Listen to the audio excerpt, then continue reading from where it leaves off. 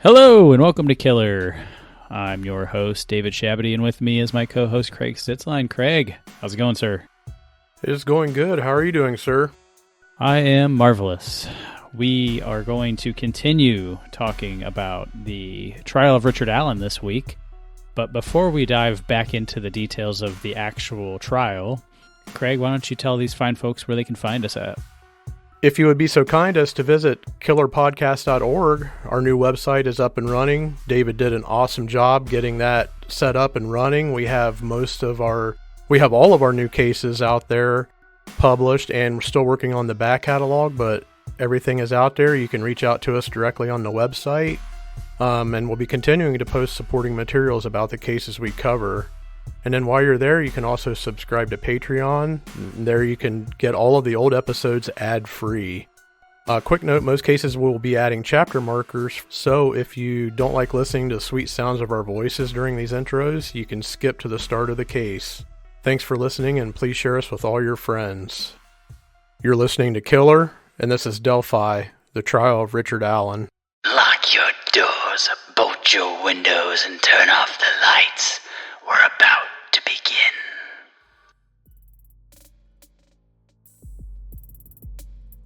Welcome back to our coverage of the Delphi Murders trial. Day 6 brought 6 witnesses to the stand, focusing on the early stages of the investigation into Richard Allen.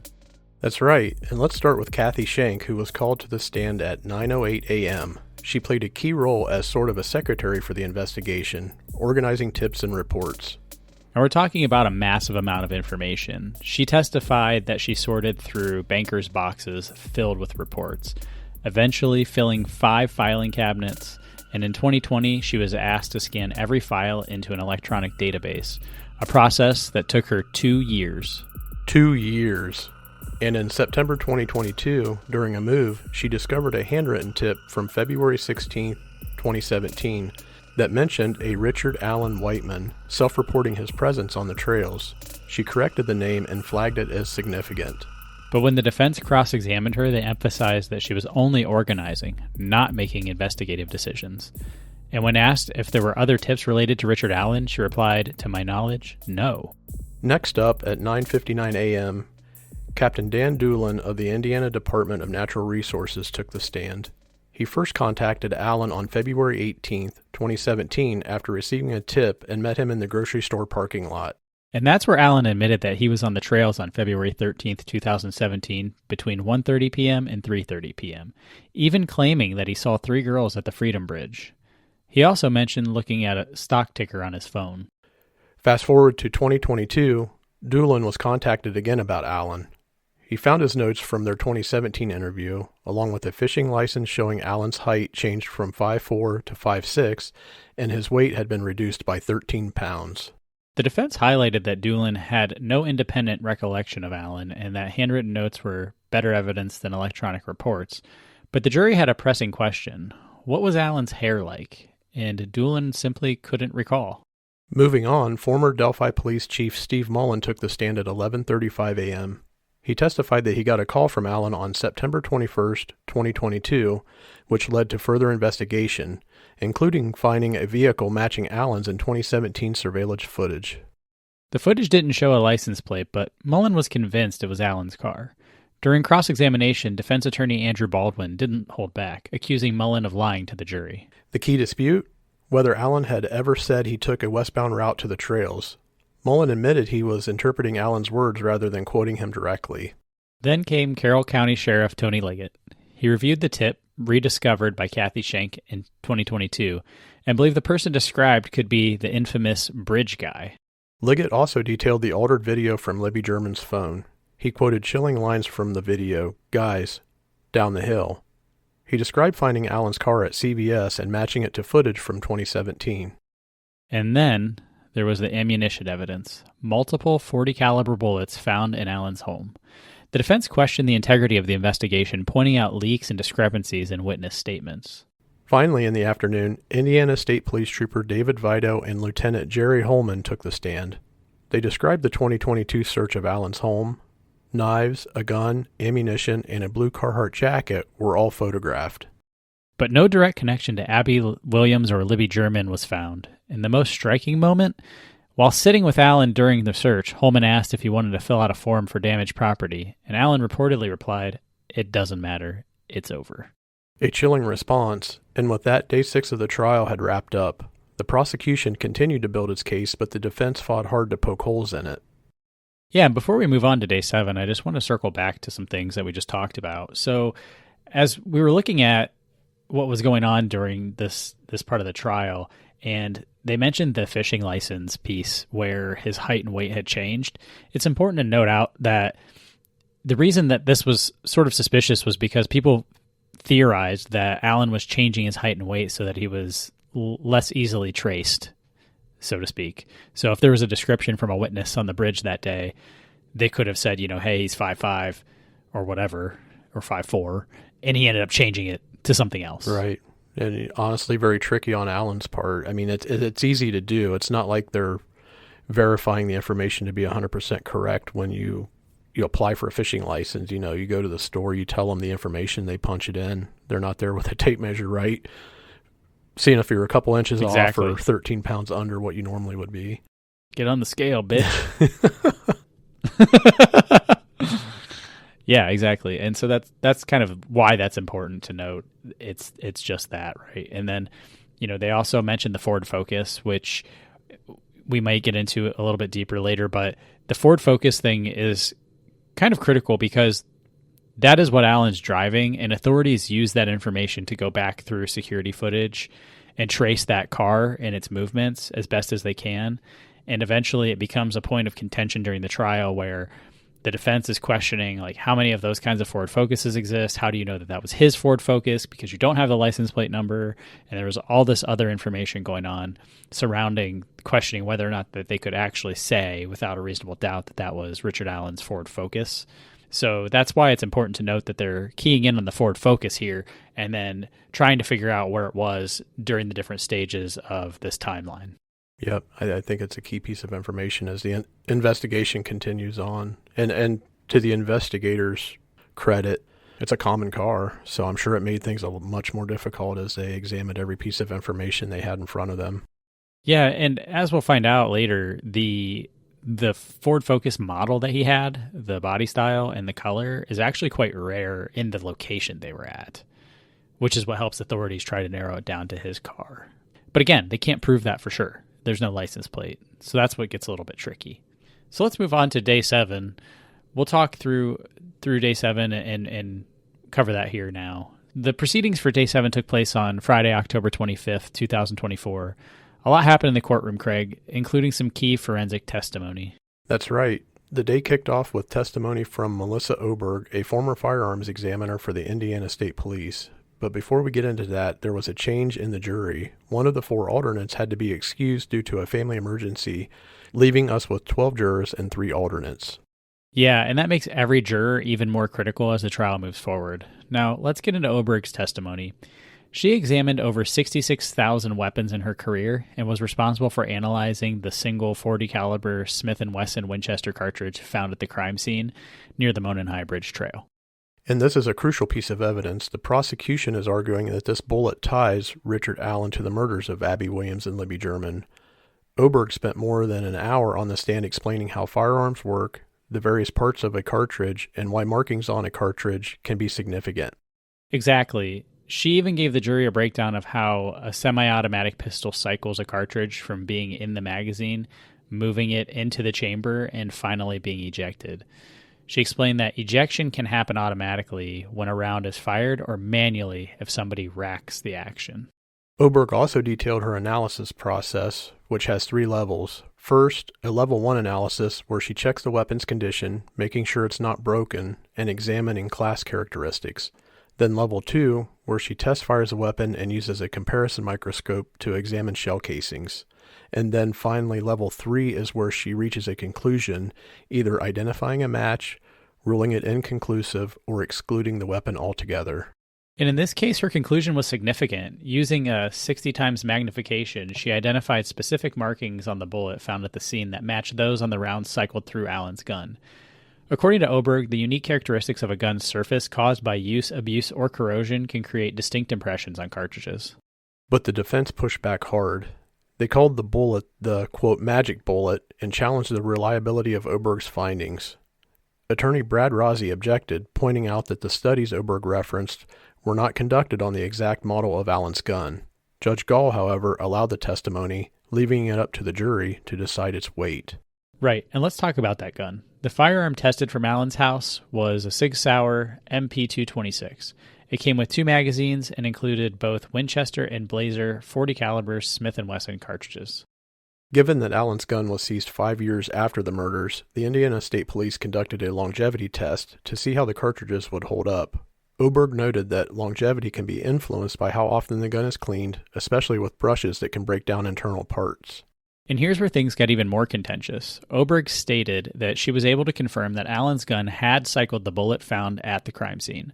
But the defense challenged this, questioning the science behind it. Oberg admitted that her assessment was based on 4 rounds fired from Allen's gun and 6 that were manually ejected. On cross-examination, she conceded that the markings on the manually ejected rounds weren't prominent enough for a definite match. And that is a big deal. The defense argued that comparing manually ejected rounds to fired rounds is like comparing apples to oranges. If the jury buys into that argument, it could weaken the prosecution's case significantly. Yeah, so let's recap here from day 7. So they have testimony from a gun expert, Melissa Oberg, and as she's talking about the firearms being ejected, this is where a lot of controversy comes into play, right? Because as we mentioned before, the way that they're doing this testing and analysis, it's very thorough, but it's not necessarily an exact science. But what it does do is lend the probability that this came from Allen's gun some credibility.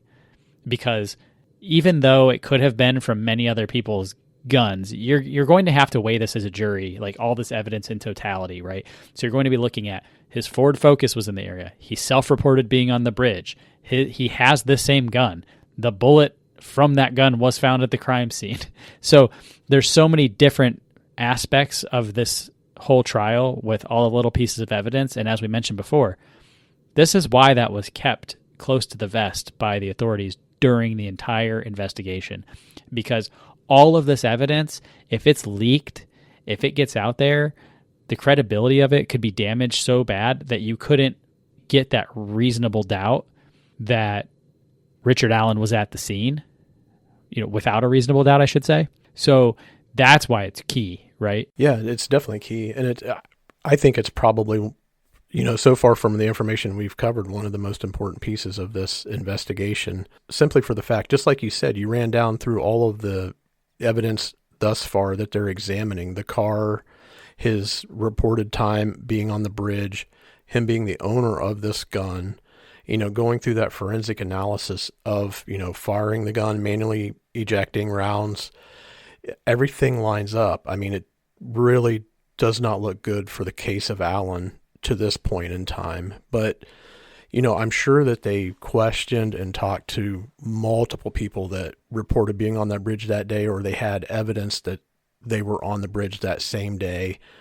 And as long as the firearm, let's say, is legally registered, it's not going to be hard to go through all of the people they talked to and look at those registries to see who owned the Sig Sauer, firearm and line it up there. I think that's a huge piece of evidence in the investigation for the prosecuting side of the case. Right, and I thoroughly agree with you. Now let's move on to day 8. So day 8 of the trial, we have testimony from Indiana State Police Lieutenant Jerry Holman, and he was one of the only witnesses to take the stand, and his focus was on the interrogation of Richard Allen before his arrest in 2022.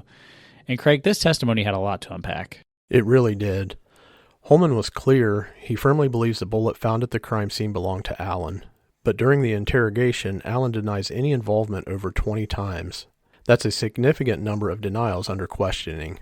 Absolutely. And Holman even broke down some of the interrogation tactics police use, like building a rapport, presenting evidence, and even lying or overreacting just to see how a suspect responds. Yeah, and the last one is always controversial.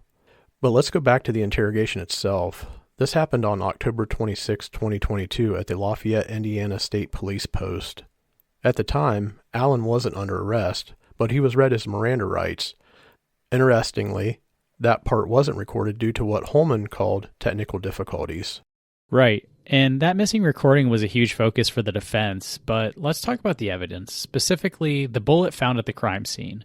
Police found a single .40 caliber Winchester round between the bodies of Abby Williams and Libby German. The state's forensic experts concluded it had cycled through Allen's Sig Sauer. And Holman believed that conclusion without a doubt. But despite being pressed on it, Allen never provided an explanation for how that bullet got there. He also told investigators that no one had ever borrowed his clothes, car, or his gun. Yeah, that's right. And when he was asked if he carried his gun on the trails, Allen said he only brought it along when fishing or mushroom hunting. And he insisted that he did not have it with him on February 13th, 2017, the day of the murders. And then there was that chilling moment in court when they played a clip of Allen saying, "There is no way it's my bullet or that it came from my gun." He was adamant about that. Yeah, and then there was another eerie moment earlier in the trial when it was revealed that Allen had told police it's already over while they were executing a search warrant at his home. And when they asked what he meant by that, he said, "The damage was done. You already interviewed my neighbors and coworkers. They all think I'm guilty." And that was a big moment. And speaking of interrogation tactics, Holman admitted that police used deception in their questioning. He told Allen that witnesses had seen him on the bridge and that an expert had identified him as the bridge guy. Neither of those statements were true. And they even brought up the death penalty to try to get a reaction from Allen, but Allen stood firm, saying, "I'm not going to tell you something that I didn't do." He actually got pretty angry, started cussing, and matched Holman's intensity. At one point, Allen even said, "I don't care what you do to me. I'm not going to tell you I did something I didn't do." And then there was another moment that stood out when Holman tried to play the good guy angle, saying, "I think you're a good man." Allen's response? "What kind of a good person would kill 2 girls?" That line from Allen really stuck with me, but here's where things get even more interesting. The defense went after the police interrogation tactics hard. Defense attorney Andrew Baldwin called out Holman for saying things like, "Investigators want to lock you up and throw away the key." And then there was the part about Allen's family. Yeah, Baldwin asked why Holman tried to pressure Allen by mentioning his wife and daughter, even saying, "You're going to drag your wife and daughter through this because you're too fucking bullheaded to get out in front of it." Holman defended his tactics, saying it was all about eliciting a response, but Allen never cracked. Another major focus was how police determine if someone is lying. Holman said he looks at body language, eye contact, facial touching, and hand movements. But, and this is key, he admitted that Allen showed no major signs of deception. That was huge. And then there was the issue of missing interview tapes. The defense jumped on the fact that the crucial part of Allen's interrogation, where he was read his Miranda rights, wasn't recorded due to supposed technical difficulties. And when police realized the recording wasn't working, they stopped the interview, fixed it, and then continued. But Baldwin pointed out that this wasn't the only missing video related to Allen's case. Definitely a point of contention. Right, and then Baldwin shifted gears and asked about the theory that there may have been multiple people involved in the murders. Holman admitted that at one point he thought there might be more than one suspect, but over time he became convinced Allen acted alone. And Holman's reasoning? He said that if more than one person had been involved, someone would have talked by now. Prosecutor Nicholas McClelland objected when Baldwin tried to push the idea of multiple suspects, but on redirect, Holman confirmed that there was no evidence of anyone else in the bridge guy video. That's right, and then Baldwin went back to something really interesting, the strand of hair found in Libby's hand. Previous testimony suggested that it belonged to a woman, possibly a relative of Libby, but police never tested family DNA. When asked why, Holman said they didn't suspect any female relatives had to allocate resources. And let's not forget the sticks found on the bodies. Holman believes they were used to camouflage the victims or for some sort of ritualistic undoing, but he said he doesn't think the bodies were posed. Before wrapping up, Baldwin asked Holman about mistakes made in the investigation. Under oath, Holman admitted that errors had been made, and that's a pretty big deal. It really is a big deal, and that's where we left off on day 8 of the trial. Yeah, and that thing that the defense kept pressing throughout a lot of the different testimonies that they had was really this whole idea that the investigation wasn't done properly and that there were mistakes made, and that's why, you can't trust what they're presenting you, essentially, is what they're trying to tell the jury. Yeah, and from day 8, that cleared up a question I had earlier on. We hadn't reached this point in really breaking the details down, but I think I asked a question when we were doing an evidence recap. I wonder what the strand was in the girl's hand, and and it comes out and says that it's a strand of hair. They assume was from a family member, but they didn't do DNA testing on it, which I find odd. Yeah, I would assume that if you find hair or any kind of evidence that can be linked to DNA, you're going to test every piece of that. Yeah, and in case it wasn't clear with what we were presenting there, this is all secondhand testimony from Holman about things that Alan was saying. Alan did not actually testify in the trial, so the things that were being quoted were actually parts of the testimony from the Holman interrogation. I guess I shouldn't say interrogation, but his testimony. So just to make that clear, because I know at some points maybe it seemed like Alan was actually speaking during the trial, but he wasn't. Those were all quotes that Holman was pulling from his notes and memory. All right, so let's move on to day 9. Day 9 of the trial was filled with a lot of crucial forensic testimony and a chilling look at the crime scene. Day 9 of the trial testimony started with Stacy Bozanovsky, a forensic scientist and DNA analyst. She was responsible for testing the sexual assault kits from Abby Williams and Libby German, but her findings, or rather what she didn't find, were just as significant as the evidence itself. That's right. Bozanovsky confirmed that none of the items that she tested contained the DNA of Richard Allen. That included rape kits, blood samples, swabs from the crime scene, clothing, and even a .40 caliber Smith & Wesson cartridge found nearby. Most of the blood found at the scene belonged to Abby and Libby. There was a single strand of hair found in Abby's hand, but it belonged to Kelsey German, Libby's older sister. Investigators believe this may have been transferred from when Kelsey drove the girls to the trail that day. Now, there was some male DNA found under the girls' fingernails and from external genital swabs, but Bozanovsky described it as very, very little. She said it could be from something as simple as living in the same house as a man or sharing clothing. She also swabbed the .40 caliber cartridge found at the scene, but there wasn't enough DNA for analysis. In fact, she noted it's very difficult to get DNA from unspent cartridges. That wasn't the only difficulty she faced. Some of the clothing found in the creek, like socks, underwear, and Nike shoes, were too waterlogged to extract useful DNA. Water can dilute DNA, making it harder to detect. And if you think that's frustrating, imagine being the defense team. The prosecution sent 72 rootless hair fibers to the FBI, and 3 came back with DNA that didn't match Abby or Libby. Yet Bozanovsky opted not to do further testing, saying it could destroy the samples. And that led the defense attorney, Jennifer Auger, to argue that the jury will never see those possible results. She also questioned why a female hair found on a sheet inside Libby's body bag hadn't been identified. And then came the elephant in the room, Richard Allen's belongings. His blue Carhartt coat, Ford Focus, dirty black boots, and knives, none of it had DNA evidence connecting him to Abby or Libby. Which led to the key question from prosecutor James Luttrell. Did you find DNA of Richard Allen on any tested item? Bozanovsky's answer, no, I did not. And when Luttrell asked if any of the items contained a male DNA profile, she replied, no, it did not. That's a powerful moment in the trial. Then things took an unexpected turn when Judge Fran Gall called out people in the courtroom for sleeping. She warned, I don't conduct court in the bedroom. You don't hear that every day. No, you don't. But things got serious again in the afternoon when the prosecution called Patrick Cicero to the stand. He's a blood stain pattern expert with over 20 years of experience, and he walked the jury through how blood behaves under different conditions. Cicero visited the crime scene himself and examined Abby's clothes. He pointed out blood found on a tree about 4 feet off the ground and on the ground below.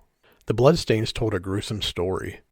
And Cicero didn't hold back. He suggested Libby was sitting when she sustained her neck injury and then leaned over her leg. He also believes that she was injured and ran despite her wounds and was later dragged to where both the girls' bodies were found. Abby's case was different. Her injury was on the left side of her neck, and the lack of blood on her hands and sleeves led Cicero to believe she may have been unconscious, restrained, or even bound. He called it very unusual for a victim with arterial injuries to have no blood on their hands. His testimony also suggested that if Libby's body hadn't been moved, it might have been easier to see them from the creek, and that's a chilling thought. And through it all, Richard Allen sat there taking notes, showing no visible reaction. The day ended with Judge Gall granting a motion to quash a subpoena for former Carroll County prosecutor Robert Ives.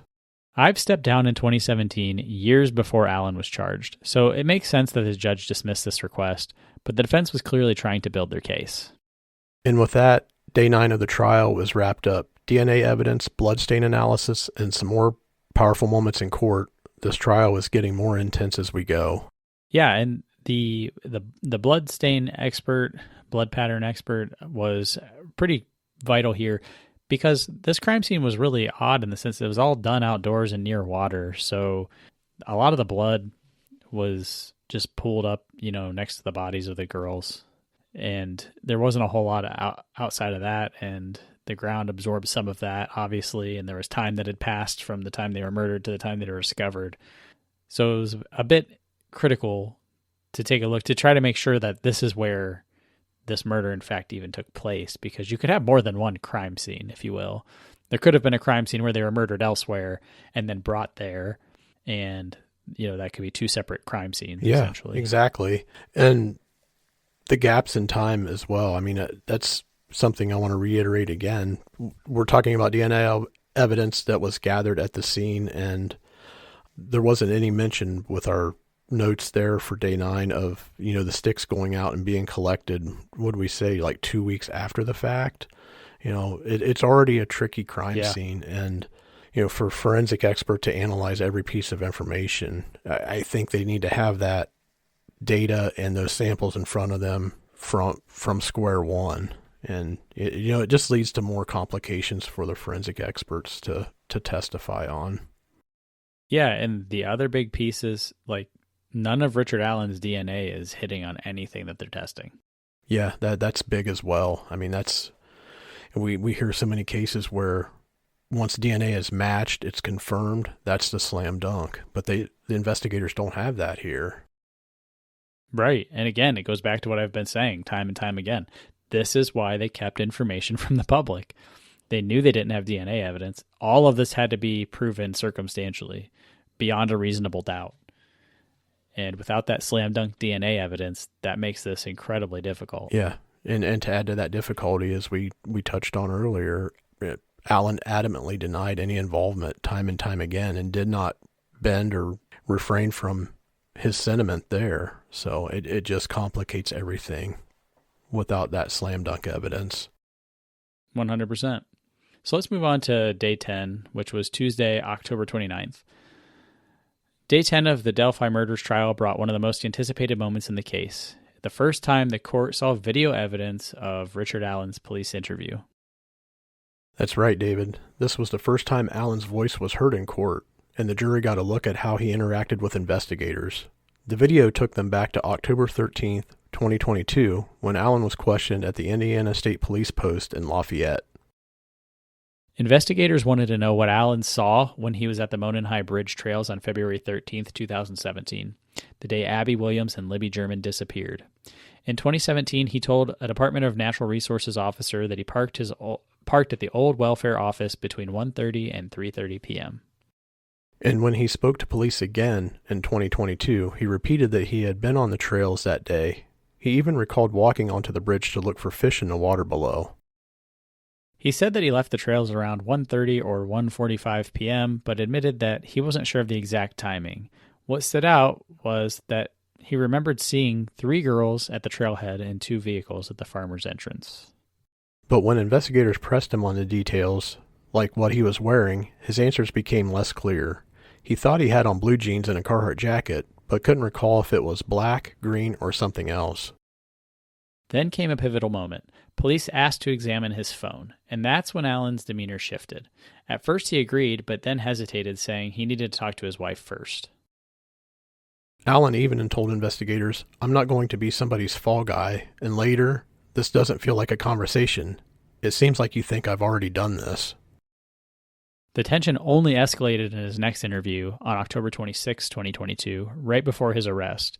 That's when Indiana State Police investigator Jerry Holman confronted Allen with the forensic evidence. Holman told Allen the ISP crime lab had results tying him to a .40 caliber cartridge found at the crime scene. Allen laughed and said, "No, they don't." But Holman wasn't backing down. He pushed further, saying, "You were the last person to contact Abby and Libby." Allen denied any connection, but things took a dark turn when Holman mentioned the possibility of the death penalty. And Allen's response, "I don't really care about living at this point. Kill me. I don't give a fuck." That's a chilling statement. It is, and from there, the prosecution introduced a series of alleged confessions from Allen while he was in Westville Correctional Facility. That's where former warden John Gallipo and several detention deputies took the stand. According to their testimony, Allen repeatedly confessed, both in notes and verbally, to killing Abby and Libby. But here's the catch. None of those confessions were recorded. They were written down by officers assigned to monitor Allen's behavior. And the defense team focused heavily on that. They pointed out Allen's deteriorating mental state, self-harm, drinking toilet water, covering himself in feces. They argued these weren't the actions of a man making rational confessions. Exactly. But the prosecution countered with the testimony from multiple deputies who claimed Allen admitted to the murders several times, saying things like, "I killed Abby and Libby all by myself, and I hope I burn in hell for what I did." One of the more disturbing notes was from Deputy Michael Roberts, who quoted Allen as saying, "Dear Lord, forgive me for molesting Abby, Libby, Chris, and Kevin." The defense challenged that too, asking if Allen ever provided specific details about the crime. The response? No, he never mentioned how the murders happened. The trial is painting two vastly different pictures. The prosecution sees Allen as a man whose own words condemn him. The defense argues he was mentally broken in prison and his statements cannot be trusted. And with no recorded confessions, the jury will have to decide, do they believe the written accounts? Do they see a guilty man or someone unraveling under the weight of false accusations? One thing is for sure, Day 10 was a pivotal moment in this trial, and the stakes are only getting higher at this point. Yeah, and Allen's confessions here, written down by several different people who observed and heard them, that's really damning on top of the other circumstantial evidence we already have. It's very hard to not prosecute a person who says that they did the crimes. I almost wish some of those confessions had been recorded on video versus just being handwritten notes. There's too many things that are subjective there as to, it's a handwritten statement, yes, law enforcement official, corrections officer, whatever, but it would have been much better to have that on video. There were times that Allen even mentions that, he wanted to apologize to the families of Abby and Libby and wanted to share a Bible with them and apologize and have them hear his confession and his apology. So that comes, throughout his time staying here in this Supermax facility where he's in solitary confinement.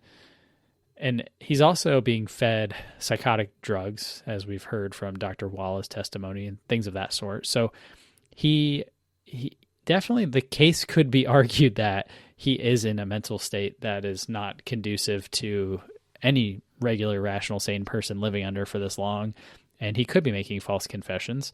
And we've heard it a million times. There's how many cases where somebody makes a false confession because they're either low IQ or police just pressure them and they just feel like they have to admit guilt. Yeah, and administering psychotic drugs to someone in prison that's already, I'm sure, that's in segregation, and as we covered, he's doing crazy ass shit in prison. That only. Well, I think you mean antipsychotic. Antipsychotic, yeah, that's what I meant. Yeah, but yeah, your point is well taken. But I knew what you meant, but I just figured we should point that out before. Right. Somebody thinks we think that he's getting fed drugs to make him psycho. Yeah, not a problem. But doesn't sound like it helped. That's me. But it doesn't strengthen anything from the prosecution side, for sure. It strengthens the defense's argument that he wasn't in the right mental state to even be giving a confession or admitting to the murders. We see it that they documented in writing. He confessed to killing them. Whatever happens, all of that. But how much is that the coercion of being locked away in isolation and getting fed those drugs and driving him to piss all over himself and wipe his shit all over himself, I guess. Yeah.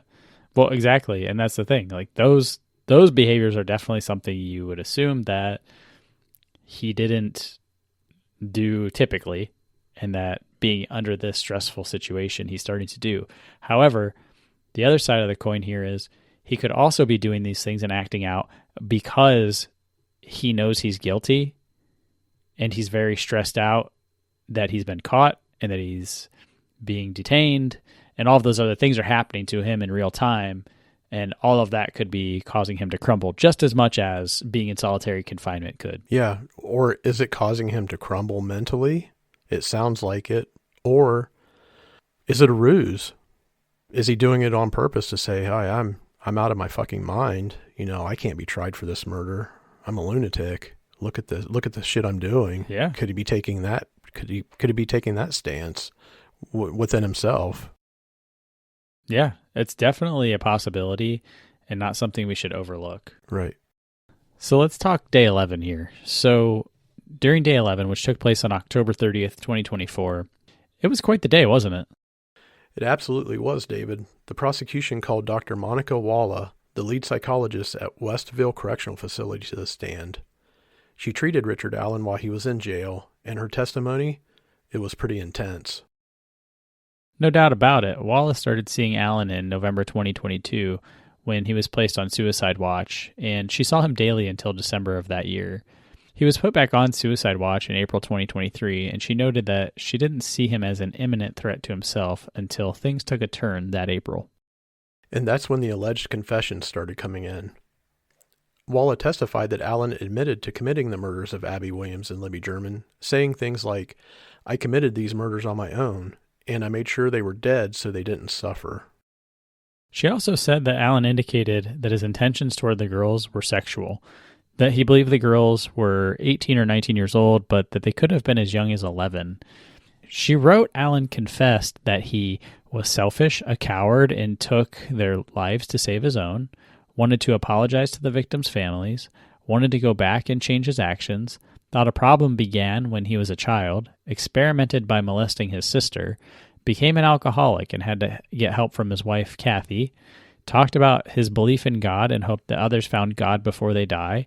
He wanted to give a Bible to Abby and Libby's families or someone he thought needed help, and was glad that he didn't kill himself so that he could see his family. Wallace said Allen's religion often was a focus of their meetings. She observed that Allen slept with the Bible, asked for a chaplain, read his Bible, talked about God, and expressed concern for Wallace's faith. Wallace's observation on Allen's mental status varied. She said Allen's emotions were up and down. She said sometimes he would go off on a tangent, but she did not believe he was having hallucinations. She said Allen entered Westville Correctional Facility with depression and anxiety and felt that he had improved. Some of the most chilling details came from her notes. Allen allegedly described how he saw the girls on the trails, followed them across the bridge, and even mentioned doing something with his gun, which could explain how the cartridge was found at the scene.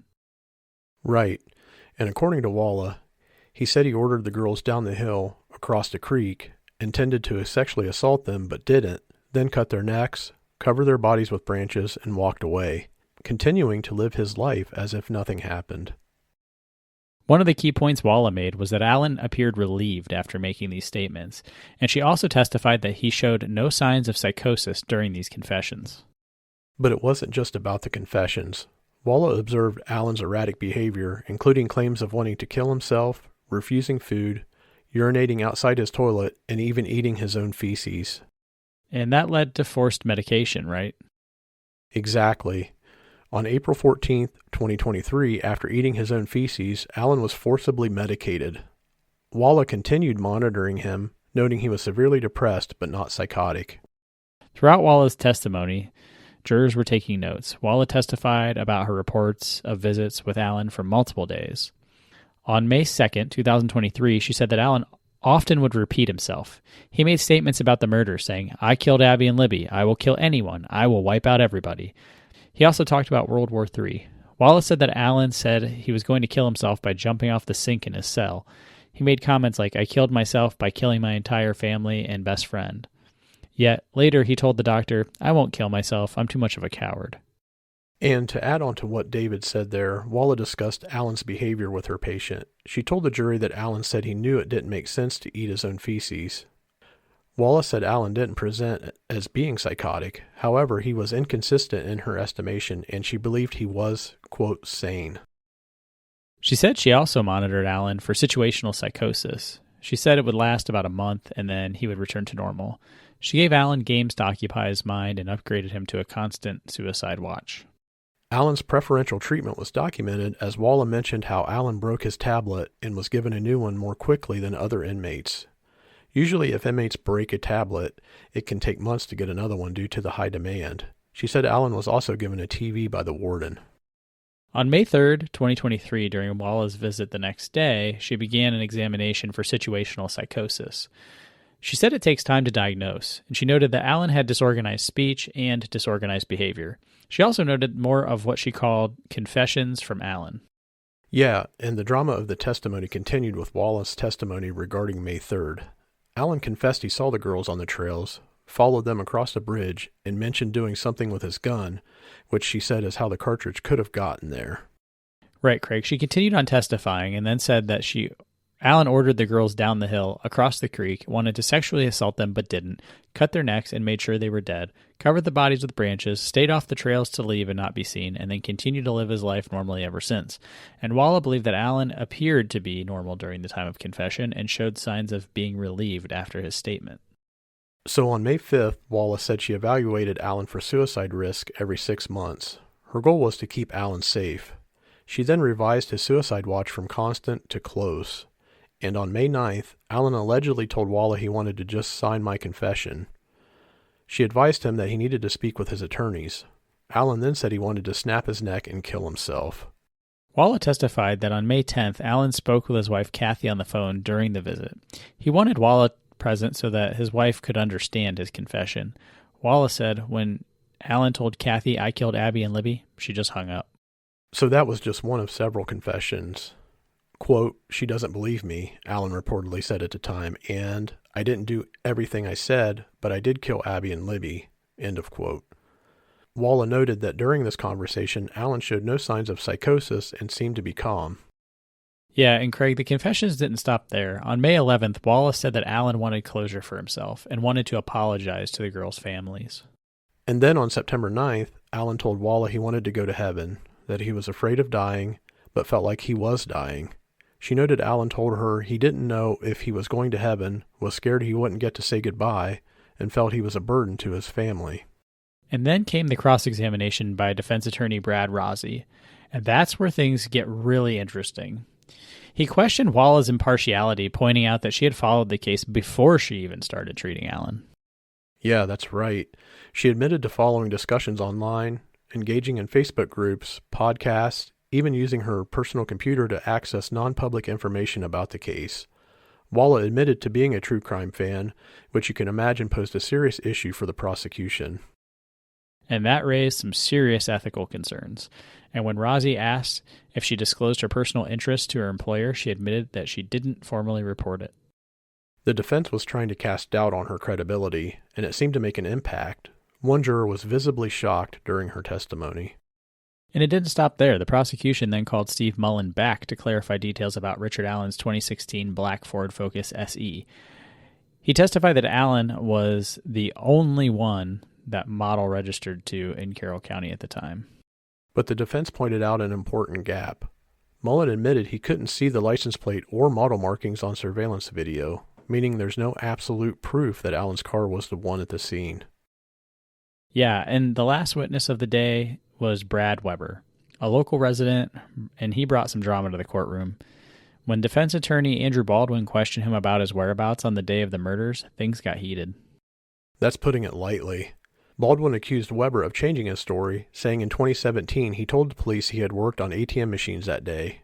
Weber denied it, and soon they were shouting at each other. Yeah, and one other thing to point out here that wasn't mentioned yet is Brad Weber, he lived across from this crime scene, and he was supposedly driving a white van, which is what spooks Allen into committing the murders versus continuing with a sexual assault. And this is why the testimony about the ATM is interesting here, because Baldwin is trying to say that, Weber's stories change so frequently that you can't rely on him having actually drove to that spot at that time, because, he had multiple different jobs. And so when he was going to work on ATM machines that day, it conflicted with an earlier report. about where he actually was. Yeah, that's an interesting piece of information for sure. And ironically, driving a white van too, right? Of course. Why not? Just add it to the true crime stereotypes. Yeah. Fortunately for him, he wasn't the suspect. Right.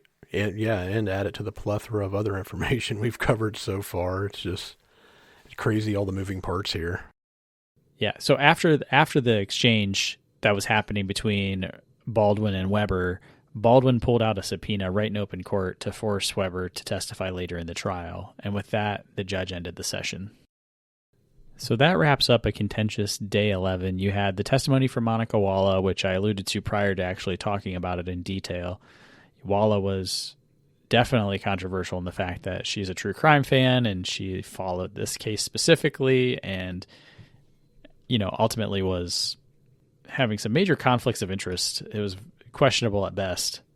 And then you had Weber, who supposedly spooked Allen into committing the murders incidentally, just by showing up at home and leaving for his other job. So quite the day. And there's been a lot of information so far that we've covered, and it's very fascinating to me now hearing all of the details that are coming out as we go through the entire testimony that happened. Yeah, for sure. And I think the most interesting part to me as we wrap up today's episode is, day 11, we get all that speculation on Walla especially from the defense, questioning her credibility.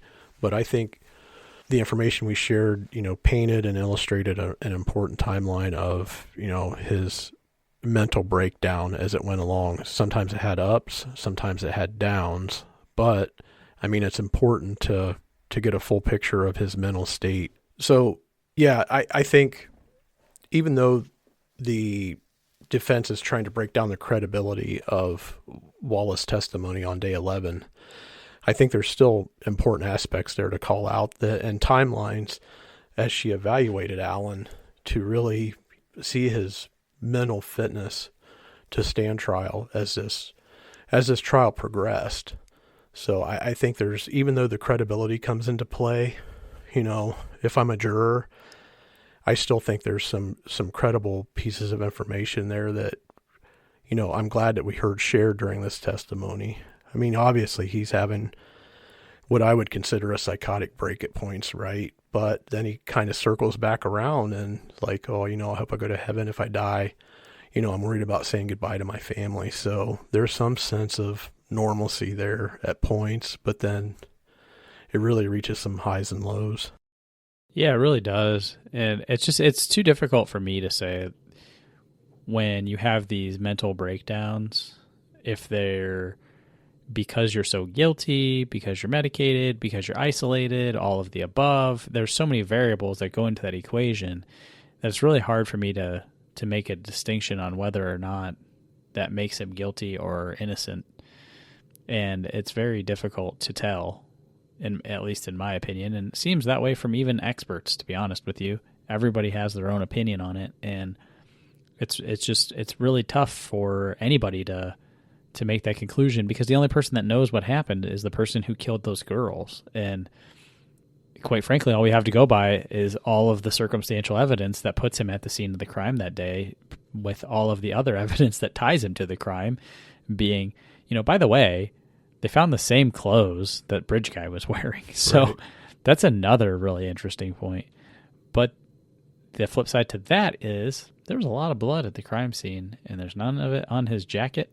Like, that's pretty crazy. That is a very interesting point that you bring up. Yeah, throughout the trial or the testimonies to this point, even the one investigator made a comment that it's hard for someone that has an arterial wound not to have blood on their hands unless they were already unconscious or drugged there.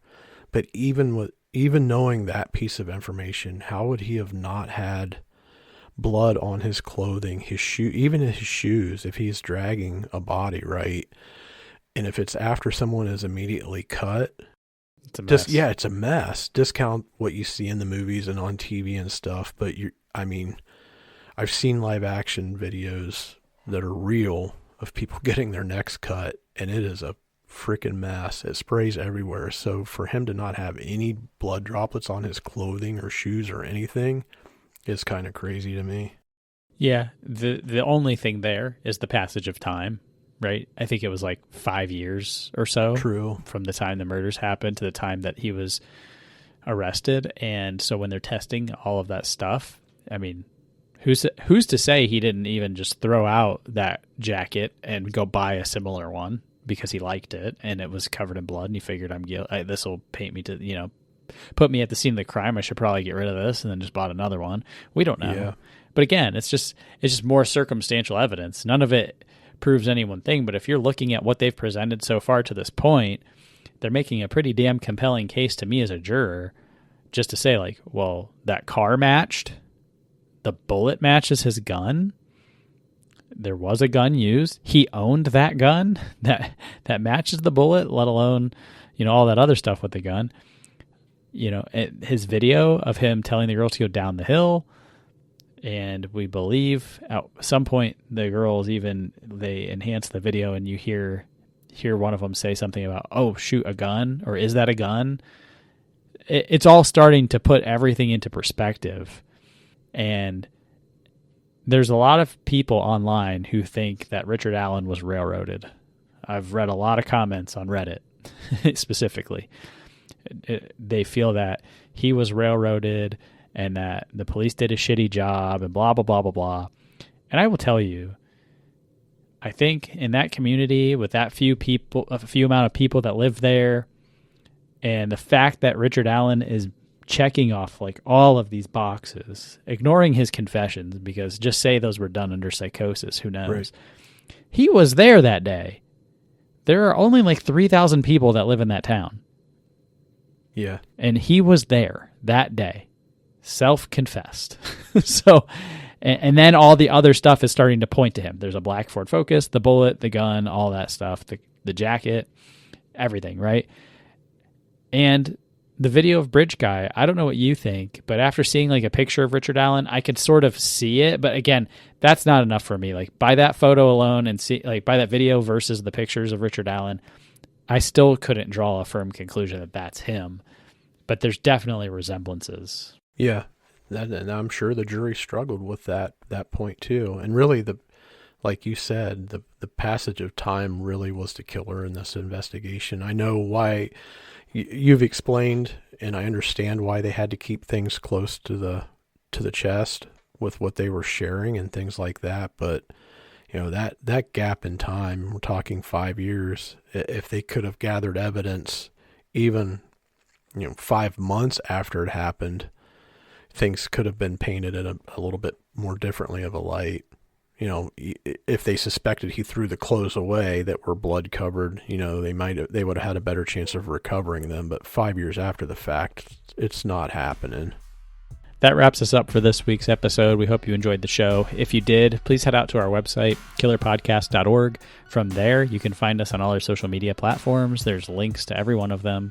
We are on Instagram and Threads at Killer Podcast. We are at Twitter/X, Killer_podcast. And we have a Facebook group if you're interested. And you could also join our Patreon. And, we would appreciate a donation to the coffee fund, if you will. Your boys are thirsty, so hit us up. All right, guys, stay safe.